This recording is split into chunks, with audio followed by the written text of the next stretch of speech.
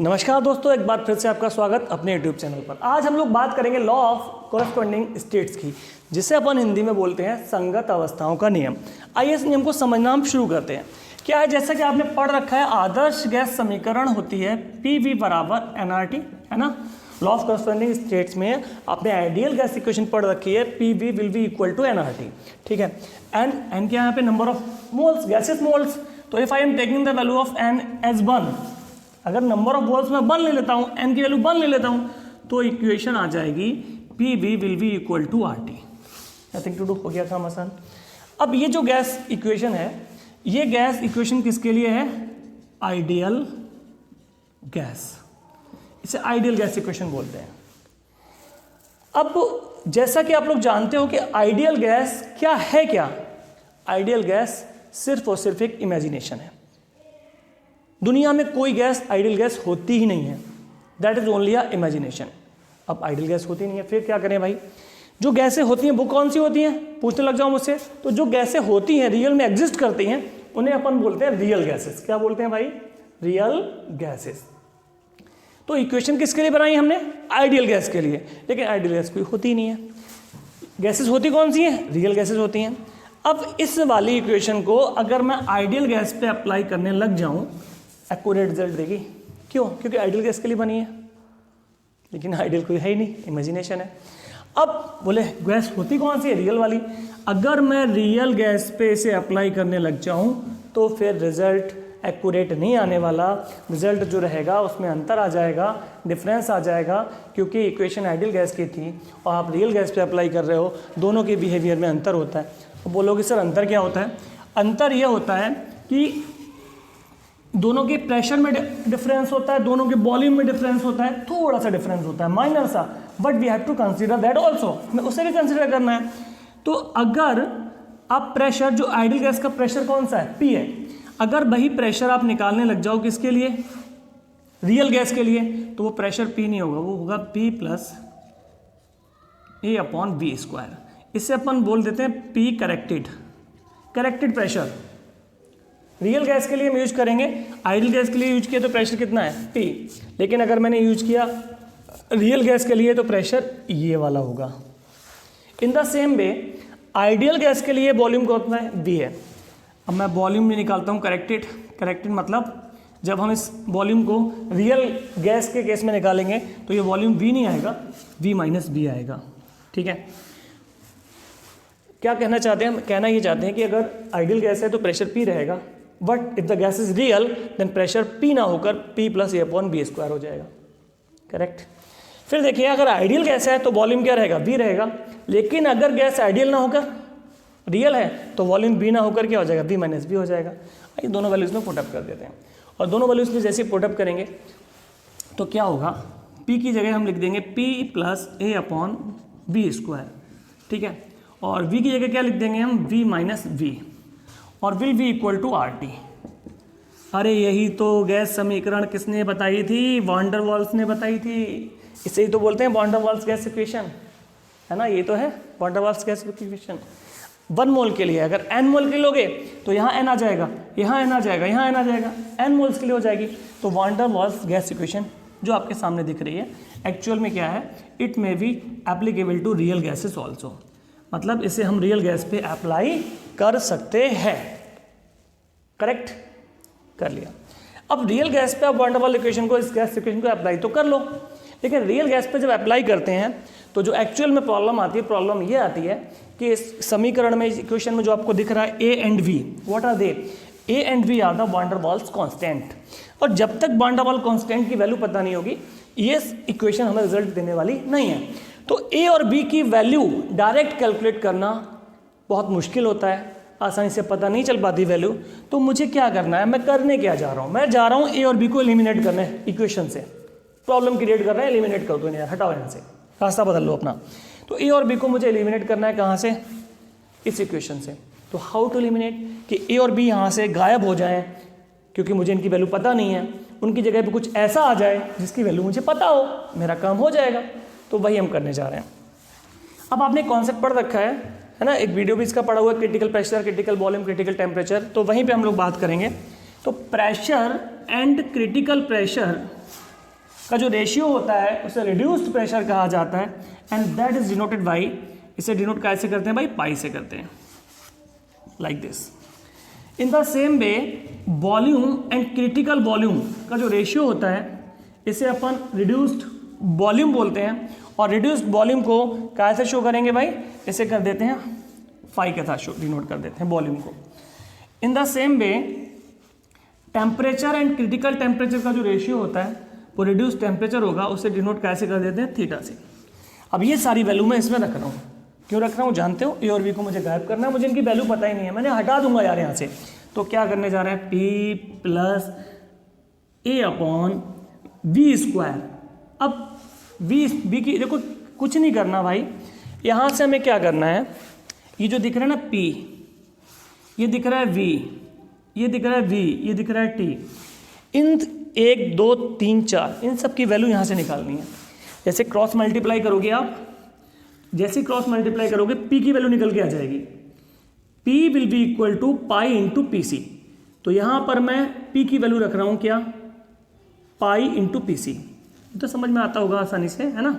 तो P की value मैंने लगा दी, यहाँ पे P रखा हुआ था, P की जगह क्या लिख दिया, पाई इंटू पी सी, ठीक है। इस वाली इक्वेशन में P की वैल्यू मैंने यहाँ से निकाली क्रॉस मल्टीप्लाई करके और रख दी, प्लस A ऐसी रहेगा V स्क्वायर। अब B की वैल्यू कहाँ से लेंगे हम, V की वैल्यू यहाँ से लेंगे, फिर क्रॉस मल्टीप्लाई करो, है ना, अपॉन 1 मान लो क्रॉस मल्टी, तो V will be equal to 5 into B C. चूँकि B स्क्वायर है, देखो मैं यहाँ अलग दिखा देता हूँ, V 5 इंटू वी सी हो गया कि नहीं हो गया, देखो V will be equal to 5 into V C, कोई दिक्कत नहीं है। इसका स्क्वायर करोगे तो इसका भी स्क्वायर होता चला जाएगा। तो V स्क्वायर की वैल्यू मैं लगा रहा हूँ यहाँ पे, जो B स्क्वायर था A अपॉन बी स्क्वायर की वैल्यू ये वाली आ गई है हमारी, कौन सी, 5 square into V C square, ये एक ब्रैकेट के अंदर आ गया। फिर V की वैल्यू फिर से भाई यहाँ से क्रॉस मल्टीप्लाई करेंगे, क्या आ जाएगा, 5 इंटू वी सी आ जाएगा, माइनस B आ जाएगा, इक्वल टू R, T की वैल्यू यहाँ से क्रॉस मल्टीप्लाई करेंगे, ठीक है, तो क्या आ जाएगा, थीटा इंटू टी सी आ जाएगा। अब आप बोलोगे सर आपने बोला मैंने कर दिया, लेकिन यार A और B तो गायब हुए ही नहीं, जिस खातिर ये सब काम किया वो काम तो हुआ ही नहीं। A and V are still here, A भी है B भी है, और इन्हीं को रिमूव करने के लिए काम कर रहे थे। झूठ बोल रहे थे क्या, नहीं भैया झूठ नहीं बोल रहे थे, थोड़ा सा वेट कर लीजिए। वेट क्या कर लीजिए, आपने पढ़ रखा है जो van der Waals constant, critical pressure, critical temperature, critical volume, ये सारे पढ़ रखे हैं। क्रिटिकल प्रेशर PC ये होता है क्या, A अपॉन 27 V स्क्वायर, ये आपने पढ़ रखा है, ठीक है, एक वैल्यू ये हो गई। क्रिटिकल वॉल्यूम 3V के होता है, ये आपने पढ़ रखा है, प्रॉब्लम नहीं होनी चाहिए। Critical temperature 8A upon 27 RV, ये आपने पढ़ रखा है। ये यार थोड़ा मेरा गड़बड़ी बनता है हमेशा, क्या चक्कर है, चलो ये बन गया। ये सारी वैल्यू मैं यहाँ पे रखूँगा, तो आप देख रहे हो कि जैसे ही मैं PC की वैल्यू रखूँगा तो PC की वैल्यू में A आ रहा है और B आ रहा है कि नहीं आ रहा है, BC की वैल्यू में B आ रहा है, TC की वैल्यू में A आ रहा है। ये A जैसे यहाँ पे आएंगे ना, तो पहले से जो A और B मौजूद हैं उनका काम तमाम कर देंगे और मेरा काम हो जाएगा। चलिए देखते हैं, ऐसे नहीं मानोगे ना, मत मानो, कोई बात नहीं, करके देखना ही चाहिए। तो ये सारी वैल्यू PC की वैल्यू, ये वाली वैल्यू PC की यहाँ लगानी है मुझे, BC की वाली वैल्यू मुझे यहाँ लगानी है, ठीक है, कोई दिक्कत नहीं होनी चाहिए। और देखो BC की वैल्यू मैं यहाँ भी लगाऊंगा, और देखो यहाँ पे TC की वैल्यू मैं यहाँ लगाऊंगा, बाकी कुछ नहीं करना। चलिए पाई को पाई रहने दो, इंटू PC, इक्वेशन नंबर नहीं डाल रहा है, मैं समझा रहा हूँ आपको, बाकी आप चाहोगे नोट्स इसका प्रॉपर आपको मिल जाएगा, ठीक है, PDF फॉर्म में आपको दे दूंगा मैं, केवल कॉन्सेप्ट आपके दिमाग तक पहुँचे ये मेरी कोशिश है, ठीक है, बाकी लिखा हुआ तो किताबों में बहुत कुछ है, ठीक है, राइट। तो पाई एज इट इज आ गया, बाकी डालना चाहो तो डाल दो यार, मुझे क्या प्रॉब्लम है ना। ऐसे समय इक्वेशन नंबर 1 कर दो, इसे इक्वेशन नंबर 2 कर दो, करते चले जाओ, क्या प्रॉब्लम। चलो तो पाई आ गया, पाई इंटू PC की वैल्यू यहाँ से लगा रहा हूँ, A अपॉन 27 B स्क्वायर, कोई दिक्कत नहीं होनी चाहिए। दिस वन प्लस का प्लस ले लो, A अपॉन A ऐसे ही ले लो, अपॉन क्या है भाई 5 स्क्वायर, अरे ना तो 5 स्क्वायर, मैं क्या करूँ 5 स्क्वायर का। अब देखो मुझे लगानी है बी सी की वैल्यू लगा चुका हूँ, बी सी की वैल्यू 3 है, जैसा मैंने करके दिखाया था, B C will be equal to 3v। लिखा कि नहीं लिखा? बोलो हाँ। इसका भी स्क्वायर कर दिया, इसका भी स्क्वायर कर दिया, तो B C square will be 9v square.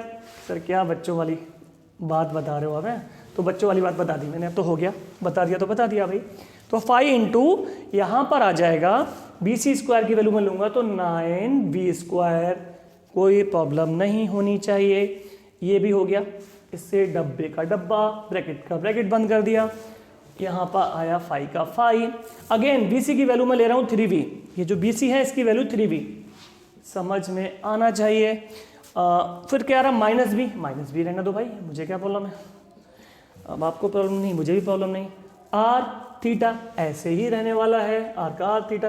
T C की वैल्यू पुटअप करनी है 8a/27 RV, तो 8a/27 RV। अब हुआ ना काम? देखो यार, देखो कुछ लग रहा है, ये इधर ऊपर की साइड है, इधर नीचे की साइड आ रहा है। नहीं, कहाँ आ रहा है? नहीं आ रहा है ना, नहीं आ रहा। हाँ देखो, इक्वल के इधर भी ए है और इधर भी ए है, नीचे इधर भी है, इधर भी है। कॉमन लेके काम बन सकता है। तो कॉमन लेके कैसे? कॉमन लेके कैसी बातें कर रहे हो सर? कैसे हो जाएगा? ऐसे थोड़ी हो जाएगा। हाँ देखो कैसे कॉमन हो सकता है। 27 इधर भी है, 27 इधर भी है, हुआ काम? बोलो। ए यहाँ भी है, ए यहाँ भी है, ए यहाँ भी है, हुआ काम। लेकिन प्रॉब्लम ये यार, यहाँ पे आ रहा है 9 और यहाँ पे 27, यहाँ पे 27। काश यहाँ भी 27 होता, कितना बढ़िया रहता। तो मैं क्या करता कि ऊपर से ए और नीचे से 27 बी कॉमन ले लेता। कर लो यार, 3 से मल्टीप्लाई ऊपर, 3 से मल्टीप्लाई नीचे। इस वाले फंडे में क्या करेंगे हम? 3 से मल्टीप्लाई ऊपर करेंगे, 3 से नीचे करेंगे, तो इसकी सूरत कुछ ऐसी हो जाएगी, πa/27b स्क्वायर प्लस 3a, क्योंकि 3 से मल्टीप्लाई ऊपर किया है। अब मैं 3 से नीचे भी तो करूंगा, नीचे कोई दुश्मनी थोड़ी ना है मेरी। तो कितना हो गया? 27b square. कोई दिक्कत, कोई तकलीफ बता देना दोस्तों, 3v, और ना हो तो लाइक कर देना, ठीक है? पॉसिबल हो तो शेयर भी कर सकते हो, बहुत बेहतर रहेगा आपका, ठीक है? ये मैंने इस तरह से लिख दिया, are theta 8a/27 RV। Share ना करो, खुद तो सीख ही लो, हैं? चलो देखते हैं। अब देखते हैं ऊपर क्या आ रहा है। यहाँ से आप देख पा रहे हो ए कॉमन, 27 कॉमन, बी कॉमन, बस हो गया काम। मैंने यहाँ से a/27 भी कॉमन ले लिया, राइट? ए कॉमन में चला गया, ऊपर बच रहा है पाई, 27 कॉमन में चला गया, एक बी कॉमन में चला गया, क्या बचा? बी प्लस यहाँ से क्या भाई, ए कॉमन में चला गया, 3 बच गया तो बच गया, क्या करें भाई? 5 स्क्वायर बच गया, 27 कॉमन में चला ही गया, बी एक बी कॉमन में गया, एक भी बच गया है, बच जाने दो। चलो इसका भी काम तमाम करते हैं। इसमें दिख रहा है बच्चों कुछ आपको? क्या कॉमन दिख रहा है? बी और बी कॉमन है ना, तो अगर मैं यहाँ पे बी कॉमन ले लूँ तो यहाँ क्या बच जाएगा? 3 5 -1, बोलो हाँ कि ना? Yes, equal to R theta 8a/27 RB है। तो पूरी कहानी तो नहीं, लेकिन 8/27b इधर भी है कि ना? a/27b इधर भी है, ये उड़ा दिया। बचा क्या? इधर बचा π/b प्लस 3/5 स्क्वायर v। यहाँ पर b बचा हुआ है, चलो बच जाने दो, 3 5 -1, और यहाँ पर क्या बचा हुआ है? आर थीटा इंटू 8 आर से आर भी तो कट जाएगा, आर से आर उड़ गया बेचारा, क्यों तकलीफ दे रहे हो उसे? आर सर 8 थीटा बचा, तो सही से लिख देते हैं नंबर पहले 8 थीटा, कोई दिक्कत नहीं। इस b को हम इसमें अंदर मल्टीप्लाई करते हैं, क्योंकि मुझे नीचे b दिख रहा है, इसका नाश करना है, मुझे ख़त्म करना है इसे। तो b से मल्टीप्लाई किया, πb/b, हो गया ना काम? b से किया 3b/ क्या आ जाएगा? 5 स्क्वायर इंटू बी।